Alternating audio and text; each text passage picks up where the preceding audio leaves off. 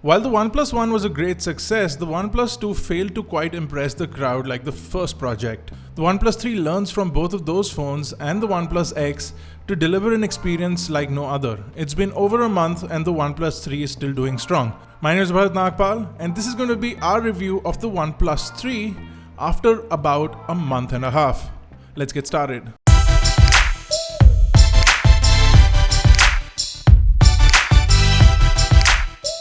Now this time around, the OnePlus 3 is made entirely out of metal. Not only does this look good, it feels excellent in the hand and is extensively durable. Now you will get a bunch of scratches and dents, but for about a month of usage, I managed to keep my device unscathed, and I did use it in an OtterBox for most of its time. The front of the OnePlus 3 houses Gorilla Glass 4 to give you that additional scratch and damage resistance. All around the device you'll see this beautifully finished off metal, including the buttons which are extremely tactile even after a month's use, and the overly tactile notification slider that feels excellent while using. Now if we talk about the hardware, we get a 1920 by 1080p 5.5 inch optic AMOLED display over at the front. Now this is a far cry from many of the other devices that are shipping with a 2K display, to say the least, but there are advantages of a 1080p display and we'll talk about that in just a few. Running everything is a Qualcomm Snapdragon 820 chipset, a dual-core 2.15 GHz along with a dual-core 1.6 GHz CPU combination, and you also get the Adreno 530 GPU.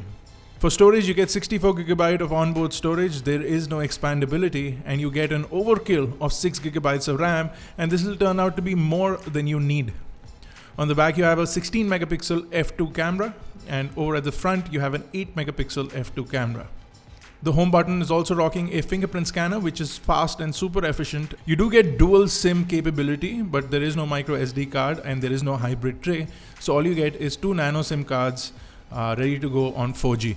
Now you get a USB Type-C connector at the bottom, and then you still get a 3.5mm headphone jack, even though the industry seems to be moving away from the headphone jack. The OnePlus 3 still maintains it, and which is a fantastic thing. The operating system is Oxygen OS and it runs on Android 6.0.1 Marshmallow, and the latest update it is Oxygen OS 3.2.2, and it fixes most of the issues that I've been facing with the OnePlus 3, including some bug fixes. You also get a NFC toggle in the quick settings. Now the Oxygen OS is sort of a fork of Android that was built essentially after their split up with Cyanogen, and they've managed to do a fantastic job. They've kept most of the customizations and the shortcuts, and they come in really handy if you start using this phone on the daily.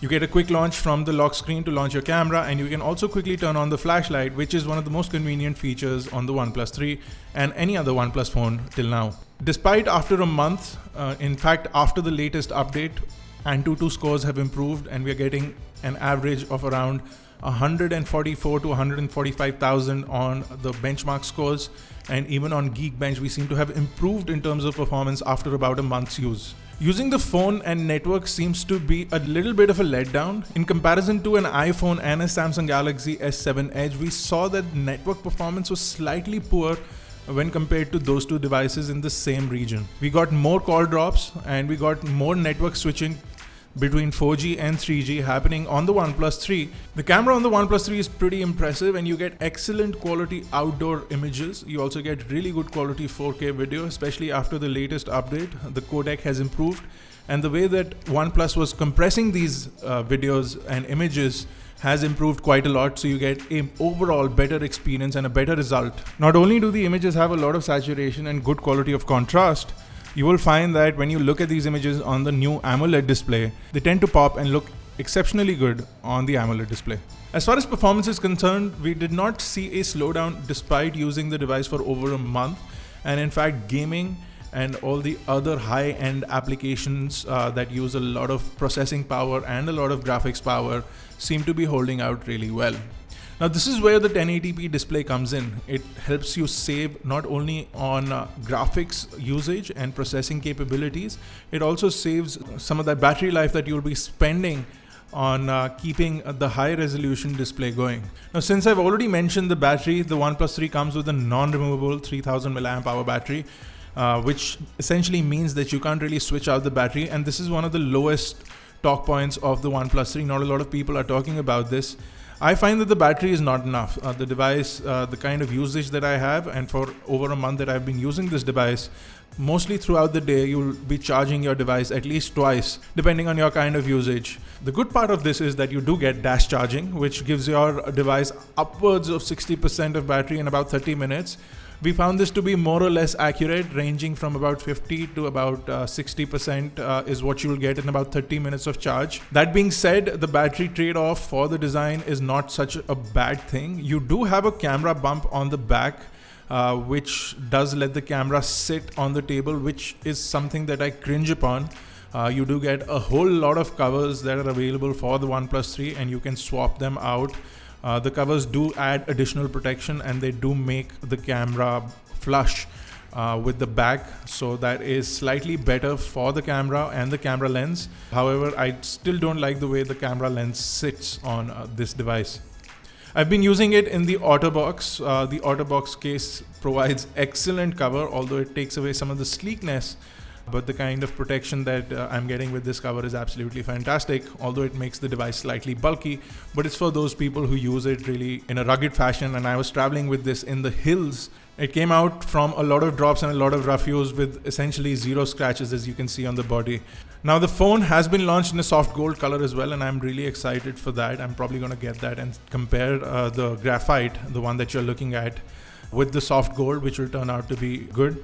Overall, we feel that OnePlus has managed to do a fantastic job with the device, and you want to use it. You really feel like going back to your device. The Amoled Display helps you constantly look at the display. It's not straining on the eyes. It looks fantastic. You've got really good colors and really deep blacks, which makes this device an excellent usage case scenario indoors as well as outdoors. Video quality from the back camera, like I said, is fantastic, improved considerably after the latest update, and the front camera shoots great 8 megapixel selfies, and you have a 1.4 micron pixel size. Essentially, this is the ultra pixel size from HTC. If you stuff that in to an 8 megapixel camera, that's the kind of pixel quality that you're getting.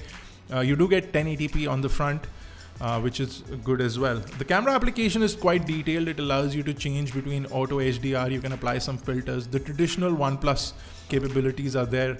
Although we preferred the previous application a little bit more than this one, but this one works as well.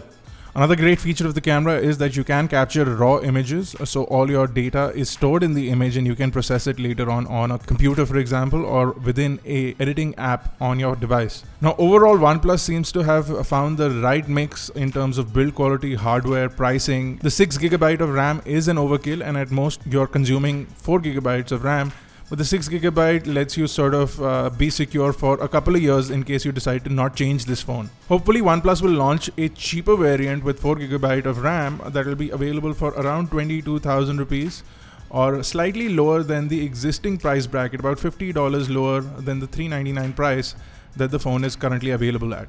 That'll give the consumers a slightly better option in terms of buying the device, because just by saving 2GB of RAM, they'll be able to save about $50 on the price of this device. And for OnePlus, that'll mean more sales. Well, that's it guys. This has been Bharat Nagpal. If you like this video, don't forget to hit that like button and make sure you're already subscribed to iGyaan for more. And until I see you next time, you can check us out on iGyaan.in, catch us on Facebook, Twitter, Google+. Take care, and I'll see you next time.